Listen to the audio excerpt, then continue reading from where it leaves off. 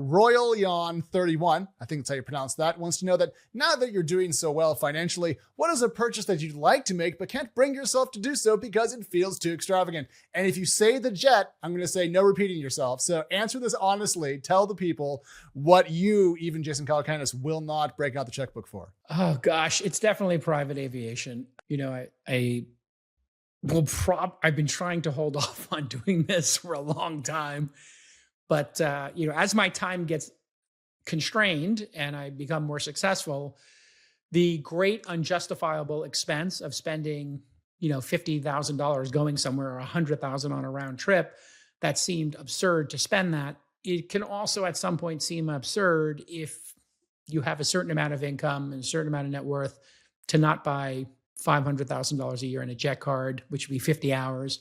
And it doesn't make logical sense, but if it does make your life easier or your family's life easier, yeah, that's the number one. The other one I would say that I sometimes sweat is buying a really expensive sports car. So I really covet this. I love Corvettes and I really want to buy a barn dominium, which is like a big open fancy barn that's kind of like a man cave, but Texas style. And I love Corvettes. And I've been on this Bring a Trailer website or Cars and Bids website, watching Corvette C2s and C3s going by and C6s, my three favorite gens. And I'm like, do I buy this ZRX1 for $250,000 or do I buy five $50,000 Corvettes and have a little collection? And so those would be high net worth problems. But a lot of these things become cognitive load. And so I like to stay humble. I like to not have cognitive load. And what I find is every time you own another home or you own another asset, it just becomes like a little bit of load on your processor. And so I had two properties in California that I rented. And so they now become income properties. I wanted to sell them, but they were coveted properties, so I rented them instead. But now I have to worry about those.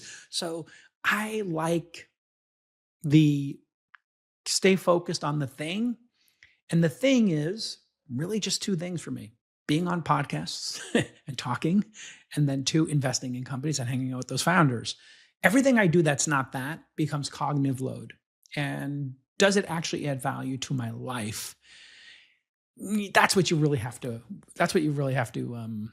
wring your hands about. So it's obnoxious to even talk about this kind of level of stuff. And I'll be honest, buying a $50,000 1970 Corvette Stingray would give me some joy, but putting two $25K first checks in Founder University would give me more. I'll be totally honest. So that's what I try to, stay humble and stay focused. I'm 55. I'd like to put another 10, 20 years into this. And yeah, if I'm going to put 10 or 20 years into it, it's important to not get distracted by earthly possessions. Startups move fast, and in the age of artificial intelligence, they're moving faster than ever. But moving quickly doesn't mean you can fall behind when it comes to security and compliance. Hey, move fast, let's break things. Good advice at times, but not exactly what huge enterprise customers want to hear. So that's why I recommend Vanta to my founders. Let Vanta worry about your SOC 2 and your HIPAA requirements so you can focus on building a world-class product. Vanta will continue to monitor your company as you scale up, and you'll always be ready for the next big deal. And Vanta's new agentic trust platform is context aware, so you can stop reacting when something goes wrong. You got to be proactive. You got to spot these security and compliance issues before they become a problem. It's a new world, and expectations for your company have changed. You're growing up, so it's time to get secure with Vanta. Twist listeners can get $1,000 off by going to vanta.com/twist. That's VANTA.com/twist for $1,000 off.